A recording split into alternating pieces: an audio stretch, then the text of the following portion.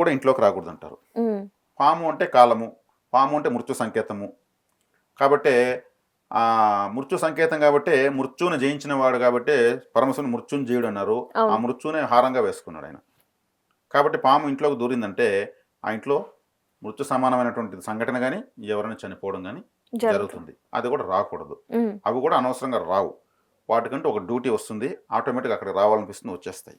ఉమ్, ప్రాచీన కాలంలో పూరిండ్లు, individual houses, ఇంటి చుట్టూ చెట్లు, మరి పొలాల దగ్గర ఇండ్లు ఇలా ఉండేది కాబట్టి ఎక్కువగా వచ్చేదానికి పాములు అవకాశాలు ఉంటున్నాయి. సంచరిస్తూ ఉండేవి. ఇప్పుడు అంతా అపార్ట్మెంట్ కల్చరు, ఇండివిజువల్ హౌస్లో కూడా బాగా హైట్ లేపు కట్టడం వల్ల ఇప్పుడు ఉమ్, అటువంటి పరిస్థితులు చాలా వరకు లేవు. ఓకే. కొందరు ఏం చేస్తారంటే పొరపాటున పాముల్ని చంపేస్తూ ఉంటారు. అది చాలా పాపము. కానీ తెలుసో తెలియక కొందరు చేస్తారు. కొందరు ఆకతాయి కుర్రవాళ్ళు కూడా అలా పాముల్ని చంపేస్తూ ఉంటారు. దానికి మరి ఏం చేయాలి అంటే దానివల్ల జీవితమే అతలాకుతలం అవుతుంది అంటారు. అది నిజమేనా? పాములు అంటే ఇక్కడ సాధారణ సర్పాలు, దేవతా సర్పాలు. ఉమ్, దేవతా సర్పాలు అంత సామాన్యంగా ఎవరికి కనిపించవు. ఉమ్, దేవతా సర్పాల యొక్క కాంతి, వాటి యొక్క జీవన విధానము సాధారణ సర్పాలకు ఉండదు. సామాన్య మానవులు కంటపడే విధంగా దేవతా సర్పాలు తిరగవు. దేవతా సర్పాలు ఒక బంగారు వర్ణంతో లేదంటే మినమిన మెరిసేటువంటి ఏదైనా కలర్తో తిరుగుతుంటాయి. అవి ఇలా కనిపించినట్టే కనిపించి వెళ్ళినట్టే వెళ్ళి అట్లే అదృశ్యమవుతాయి దేవతా సర్పాలు. మనిషి కొడితే దెబ్బలు తిని చచ్చిపోయేంత సామాన్యమైనటువంటి జీవితం దేవతా సర్పాలకు ఉండదు. ఉమ్, అవి కనిపించడమే ఒక అదృష్టంగా భావిస్తారు దేవతా సర్పం. మరి సామాన్యంగా ఉన్నటువంటి సర్పాలు అన్నీ కూడా మన దేవతా సర్పాలు అనుకోవాల్సిన అవసరం లేదు. ఉమ్, మరి వాటిని చంపితే అంటే అవి మన జోలికి యాక్చువల్గా రావు. ఉమ్. మన జోలికి వచ్చాయంటే మనం ఆత్మరక్షణ కోసం దానిపైన మనం అటాక్ చేసి చంపేయచ్చు, తప్పులేదు. అట్టనేసి దాన్ని చంపడం పాపం అనే దాని దగ్గర కనిపించుకుంటాము. అంటే సర్పదోషం వస్తుంది అంటారు కదా. సర్పదోషము సర్పాలను చంపితేనే రాదు. ఆ, మరి సర్పాలను చంపితేనే రాదు. సర్పదేవతలను అవమానిస్తే వస్తుంది. సర్పదేవతలను పూజించే విధానంలో ఇప్పుడు కొంతమంది విగ్రహాలు పెడతారు, ఇలా క్రాస్గా పెట్టేస్తారు. ఉమ్, పూర్వీకులు క్రాస్గా పెట్టేసి పూజించుకుంటూ వదిలేస్తారు. పెట్టినప్పుడు ఒకరోజు పూజ చేస్తారు, ఉమ్, మళ్ళీ వాటి నిరాదరణ గురి చేసి వదిలేస్తారు. అప్పుడు సర్పదేవతలకు ఆగ్రహం వస్తుంది. తర్వాత పుట్టే వాళ్ళ విషయంలో ఆ సర్ప ఆగ్రహము రాహుకేతుల రూపంలో పట్టుకుంటుంది. వాళ్ళు సర్పాన్ని చంపుకుంటారు. కొంతమంది పుట్టను చదును చేసేసి ఇల్లు కడేస్తారు. ఉమ్, అప్పట్లో చెట్లు పుట్లు ఉండేవి, అన్నీ కొట్టేస్తారు. భూతశుద్ధి, భూమి పూజ చేయరు.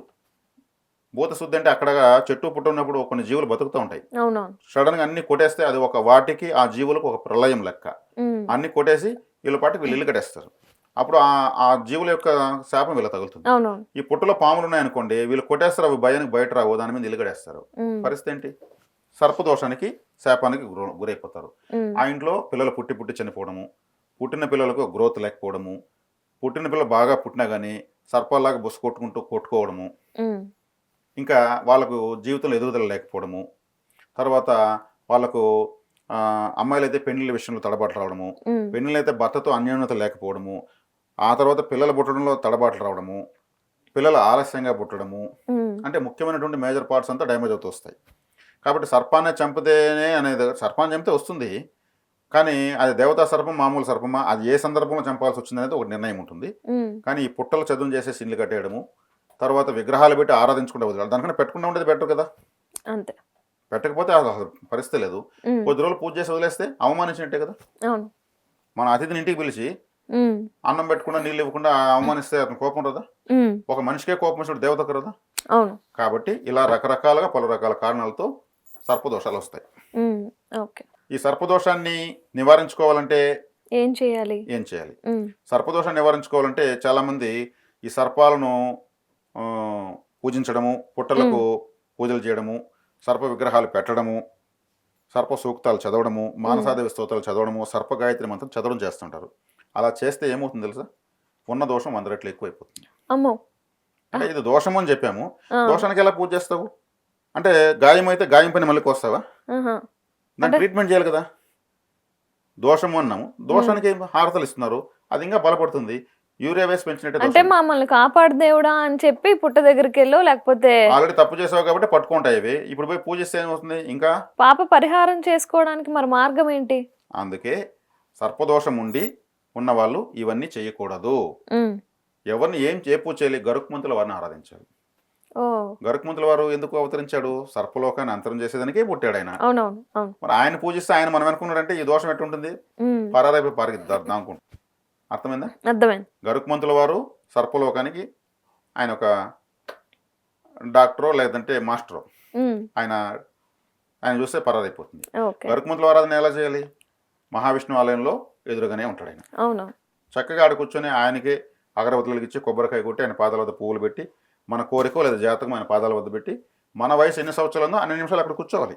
ఉమ్, అక్కడ కూర్చొని మళ్ళీ ఫోన్ సైలెన్స్లో పెట్టి ఫోన్లో వస్తుంది I will call you later, I am very busy, I am in temple అంటే ఫలితం రాదు. ఉమ్, స్విచ్ ఆఫ్ చేసి అక్కడ పెట్టాలి, కూర్చోవాలి, మనస్ఫూర్తిగా చింతనతో కూర్చోవాలి. ఆయన ఒక గొప్ప దేవత. ఉమ్, ఆయన్ని ఆరాధిస్తే లక్ష్మీనారాయణ ఆరాధించాల్సిన అవసరం లేదు. వాళ్ళ వాహనం ఆయన ఎక్కడుంటే వాళ్ళు అక్కడ ఉంటారు.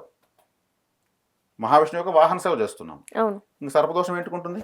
ఉండదు. అవును. సింపుల్గా అయిపోయింది. దీనికి వెళ్ళి సర్పయాగాలు చేయడము, పుట్టల్లో పాలు పోయడం చేస్తారు, ఇంకా ఎక్కువైపోతుంది. ఉమ్, దీనికి మేమేం చేస్తున్నామంటే చేసుకోగలిగిన వాళ్ళకు గరుత్మంతుల వారి విగ్రహం ఇస్తున్నాం. ఉమ్, గరుత్మంతుల వారి విగ్రహము అభయహస్త కరుంగలి తాంత్రిక గరుడ విగ్రహం, ఉమ్, ప్రాణప్రతిష్ఠ చేసినటువంటి విగ్రహము. 2,40,000 సార్లు మంత్రజపం చేసి ఆ మంత్రజపాన్ని ఆ విగ్రహాన్ని రిజిస్టర్ చేసి ఉమ్, గరుడమాల మహామంత్రం 1,20,000 సార్లు, గరుడ పంచాక్షరి మంత్రం 1,20,000 సార్లు హోమాలు చేసి ప్రాణప్రతిష్ఠ చేసి ఇస్తున్నాం.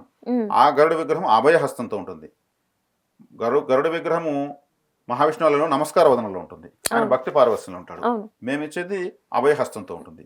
ఈ అభయహస్త కరుంగలి గరుత్మంతుల వారిని ఉడికించిన ఆహారం నైవేద్యం పెట్టకూడదు. ఉమ్, భగవంతుడు తినగలిగేంత గొప్పగా మనం వండలేం. అవును అంతకుముందు రోజు ఏం వండుంటాం మా పాత్రలో మనకు తెలియదు.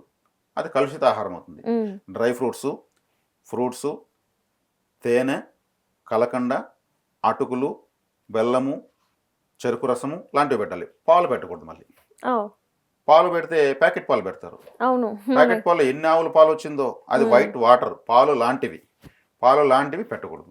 ఓకే. ఇప్పుడు నేను చెప్పినటువంటి ఆహారం అంతా ప్రకృతి వండిన ఆహారం, ఉమ్, అవును సహజ సిద్ధంగా ఎటువంటి రసాయనాలు లేకుండా చక్కగా నివేదించి తీసుకోవచ్చు.